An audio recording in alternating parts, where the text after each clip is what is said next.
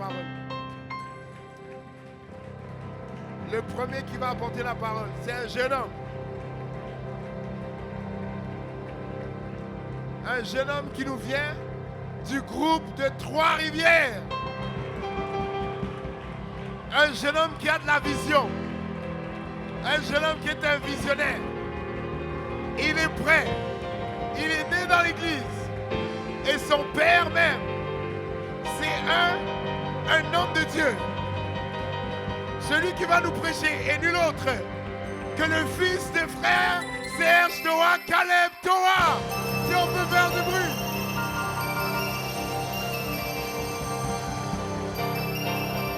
Alléluia, alléluia. Alléluia. Gloire à Dieu tout le monde. Gloire à Dieu tout le monde. Amen. Amen. Alors, bon, comme vous savez, vous me connaissez déjà, la plupart. Et c'est moi qui vais ouvrir. Malheureusement, je ne voulais pas ouvrir, mais finalement, c'est moi qui vais ouvrir le vendredi en furie. Alors, si on peut baisser nos têtes et prier rapidement et remettre ce vendredi en furie dans les mains de Dieu. Amen. Alors, merci Seigneur Jésus pour cette journée, Seigneur, que tu nous permets de passer ensemble, Seigneur Jésus. Merci Seigneur pour ce vendredi en furie, Seigneur. Là, il y aura 4 prédicateurs qui vont nous apporter la parole, Seigneur. Que cette parole, Seigneur, que la graine qui va être plantée dans le cœur des gens porte du fruit, Seigneur Jésus, et que ce fruit, Seigneur, soit puissant dans nos vies, Seigneur. Au nom de Jésus-Christ, Amen. Amen. Alors, on va ouvrir la Bible dans Matthieu 25, à partir du verset 1.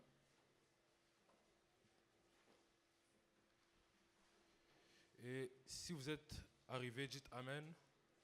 Si vous n'êtes pas arrivé, je vais lire quand même.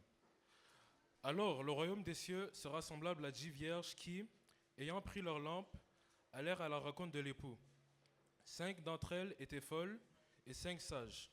On va skipper jusqu'au verset 8, au verset 6 plutôt. Et les vierges les attendent un époux. Ça dit, au milieu de la nuit, on cria, voici l'époux, allez à sa rencontre. Alors toutes ces vierges se réveillèrent et préparèrent leurs lampes. Les folles dirent aux sages, donnez-nous de votre huile, car nos lampes s'éteignent. Amen. Et après ça, on voit que les vierges folles, quand elles sont allées acheter de l'huile, elles n'ont pas eu de l'huile, elles ont pas pu arriver à temps. Les portes étaient fermées, et elles ont été coincées dehors, dans les graissements dedans et dans les pleurs. Amen. Alors, vous pouvez vous asseoir.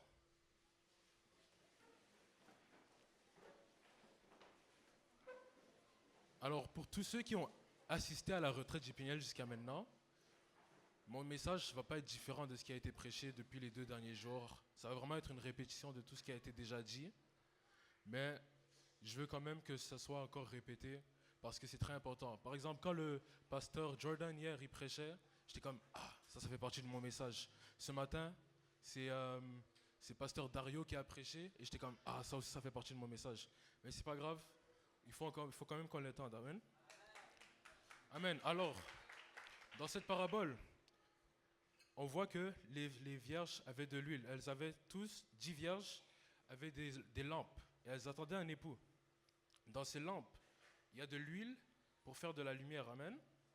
Et d'habitude, on va parler il faut toujours que ta lampe soit remplie d'huile afin que le Saint-Esprit qui est en toi, il fasse de la lumière. Comme ça, quand l'époux arrive, tu puisses entrer. Amen. Mais moi, je vais plutôt parler de qu'est-ce que la lampe fait. La lampe, elle sert à quoi? Elle sert à faire de la lumière. Amen. Moi, je pense, et je ne vais pas commencer à trop théoriser, mais je pense que si les vierges qui étaient folles avaient au moins des torches, elles seraient entrées. Amen.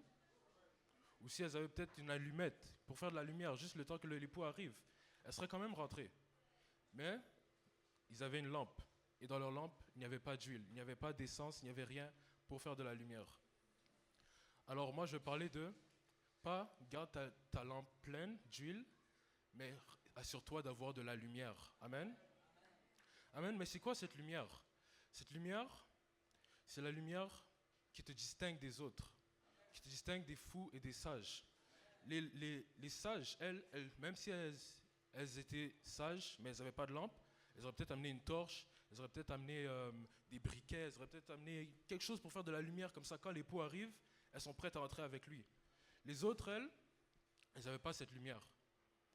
Et comment on pourrait traduire ça ici, dans notre monde? Ce que cette lumière amène, c'est nos actions, c'est le Saint-Esprit en nous et qui nous dirige dans nos actions. Amen. Quand on marche avec Dieu, il faut s'assurer toujours d'avoir cette essence, cette lumière. Et ce qui m'a vraiment porté à ce message, c'est quand David, ou je ne sais pas c'est qui a fait la vidéo de la retraite de JPNL, mais à la fin de la vidéo, ça dit « Venez et rallumons la lumière. » Amen. Rallumons le feu. Amen. Et ce feu qu'on allume à la retraite JPNL, c'est pour faire la lumière. Parce que comme la Bible dit, nous sommes la lumière du monde. Amen. Et on ne peut pas cacher une lampe. Alors, il faut que ce feu soit toujours allumé pour éclairer le monde. Mais, comment est-ce qu'on éclaire ce feu? Si on avait une lampe, comment est-ce qu'on fait pour que le Saint-Esprit soit toujours en nous? Si on avait une torche, comment est-ce qu'on fait pour qu'elle soit toujours allumée et pas que le bois s'éteigne sous nos mains? Amen. Eh bien, ça, c'est par la prière et par les sacrifices. Amen. Parce que quand Dieu... Amen. Amen.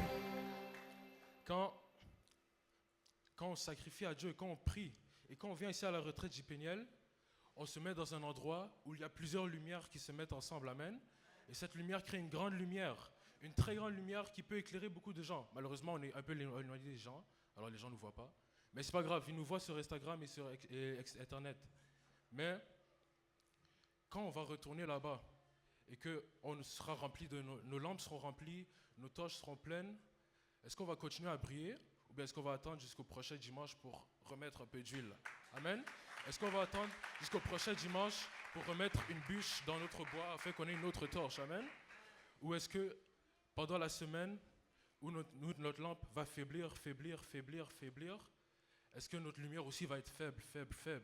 Non, on ne peut pas laisser ça arriver. Il faut qu'on soit constamment plein de lumière. Amen. Il faut qu'on soit constamment en train de briller. Amen. Et ça se fait par la consistance. Amen. Dans la prière.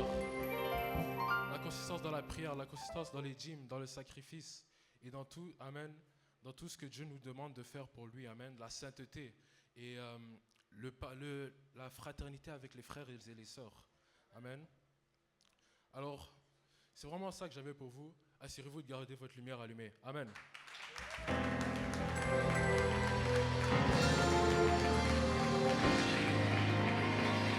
Alléluia, si on peut applaudir le Seigneur. Je veux garder ma lumière allumée. Amen. Je veux garder ma lumière allumée.